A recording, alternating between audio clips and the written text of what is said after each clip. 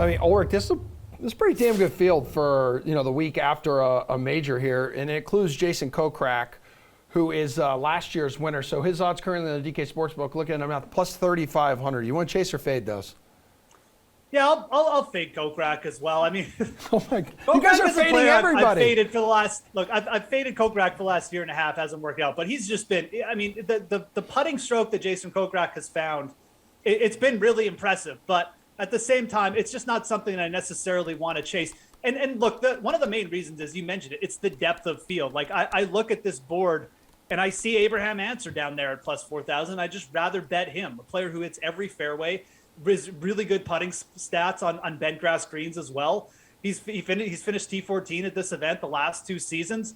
I just think Answer is a slightly better bet, and you're getting a better number as well. Also, really like the way Answer played last week, had his best ball striking week of the season. So for me, like, you look down and there's just a little. I mean, you can even go to Mito or Gary Woodland at plus 5,000.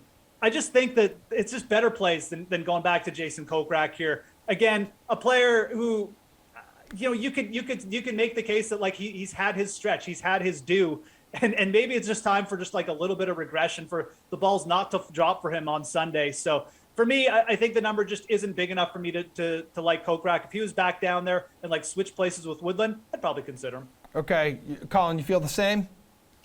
I do. Kokrak has finished first and third in this event. Both times he was in the last 2 years. Both times he was minus 14.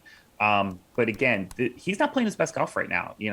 He did win the HP Open this year, but since then, and that was in November, a lot of like T15 to T35 range, just not a lot of wins, missed a cut with T60 last week at the PGA. I think he's probably a bit of a fade, but I would like him in like a top 20 situation. This is a course he knows well. He's going to feel comfortable, putt well. So right now at plus 10, I believe he's plus 330 to finish top 10 this week. That's something I would like a little bit more than for him to straight up win. I think he can put a number on the board. Whatever he is at top 20, I think would be interesting as well.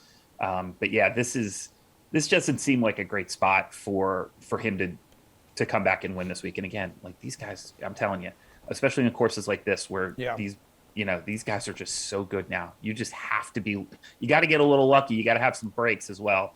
And I just don't think Kokrak's playing right now well enough to win this thing again.